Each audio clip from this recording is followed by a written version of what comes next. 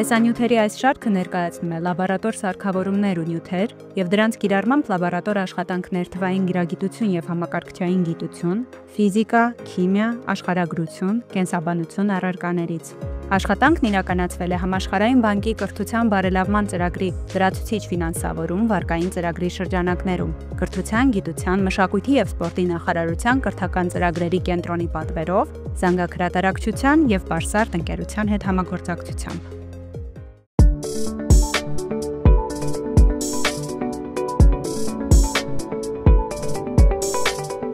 Ողջույն։ Այսօր մենք փորձնական ճանապարհով կիրականացնենք տարբեր միացություններում ալդեհիդային խմբի հայտնաբերման որակական ռեակցիաներ, որոնց այլ կերպ անվանում ենք արծաթայելու ռեակցիա։ Կհամեմատենք տարբեր միացությունների արձագանքը ռեակցիայի ընթացքում։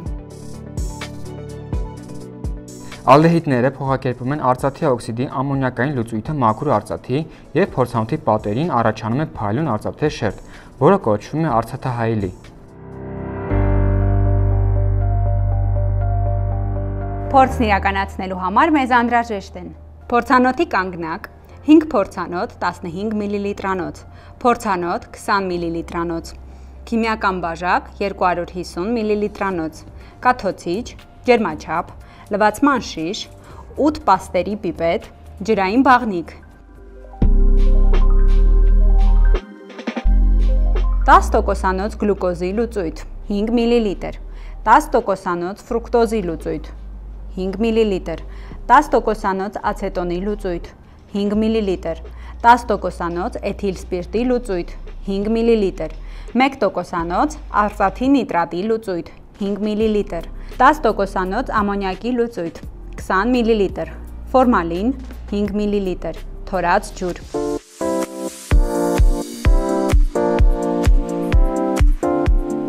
Հագնել խալաթ, ռետինե ձեռնոցներ և դնել ակնոց։ Արծաթի օքսիդի ամոնիակային լուծույթով աշխատել զգույշ, մաշկին թափվելու դեպքում լվանալ առատ հոսող ջրով։ Արծաթի ամոնիակային լուծույթը պայթյունավտանգ է չորանալիս։ Փորձից ստացված թափոնները տեղափոխել նախատեսված տարաների մեջ։ Փորձն ավարտելուց հետո ձեռքերը լվանալ օճառով։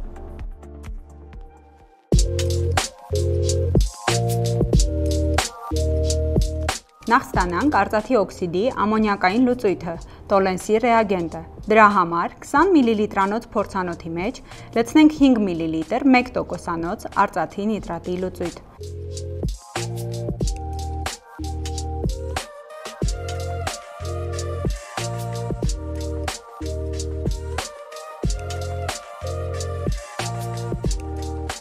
Կաթոցիչի օգնությամբ կաթիլներով ավելացնում ենք այնքան ամոնիակի 10%-անոց լուծույթ, որ թափահարելիս առաջացած նստվածքը ամբողջությամբ լուծվի։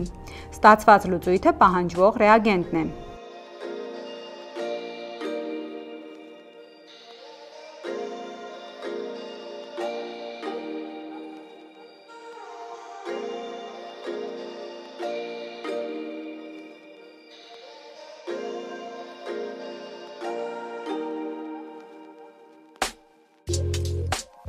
Այժմ փորձանոթի կանգնակի բնիկների մեջ տեղադրենք 5 պիտակավորված փորձանոթներ՝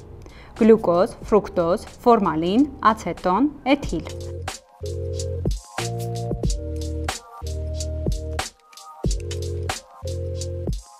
Փորձանոթների մեջ համապատասխանաբար լցնենք 1-ից 2 մլ գլուկոզի լուծույթ, ֆրուկտոզի լուծույթ, ֆորմալին, ացետոնի լուծույթ և էթիլ սպիրտի լուծույթ։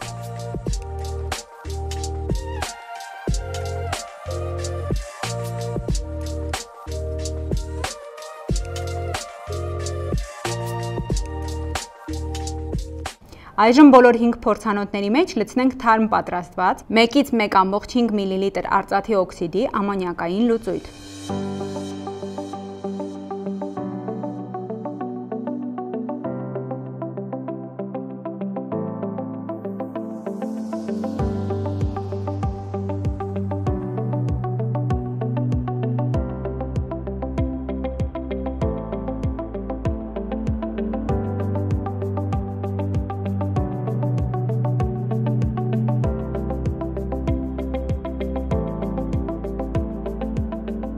Յուրաքանչյուր փորձանոթի պարունակությունը 1 կտրուկ շարժումով խառնենք։ Տեղափոխենք մոտ 70 աստիճան Ցելսիուս տաքացված ջրային բաղնիք։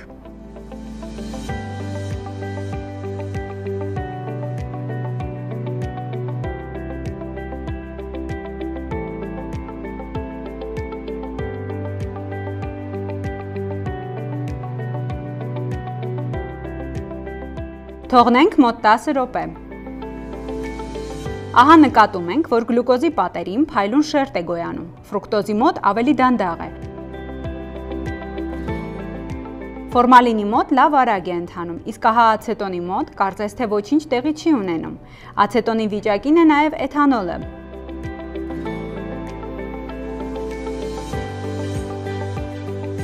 Տասը րոպե անց հանենք փորձանոթները ջրային բաղնիքից և կրկին տեղադրենք փորձանոթի կանգնակի բնիկների մեջ։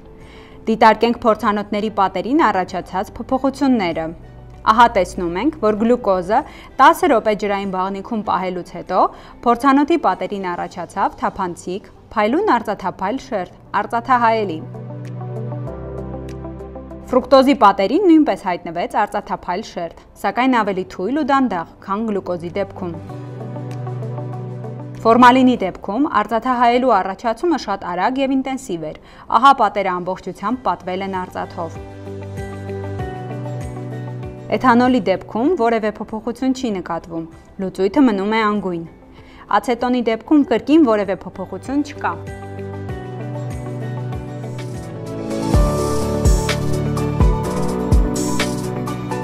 Այս փորձերը ցույց տվեցին, որ արծաթահայելու ռեակցիան արդյունավետ է ալդեհիդային խմբի որակական հայտնաբերման համար։ Դրական արդյունք տվեցին գլյուկոզն ու ֆորմալինը, իսկ ացետոնն ու էթանոլը որևէ փոփոխություն չտվեցին։ Այսպիսով, փորձնականորեն հաստատեցինք, որ միայն ալդեհիդային խմբով միացություններն են մասնակցում տոլենսի ռեագենտի վերականգնմանը, առաջացնելով արծաթափայլ նստվածք։ Աշխատանքն ավարտեցինք, կարգի բերենք աշխատասեղանը անվտանգության բոլոր կանոնները պահպանելով։ Շնորհակալություն, կհանդիպենք հաջորդ տեսանյութում։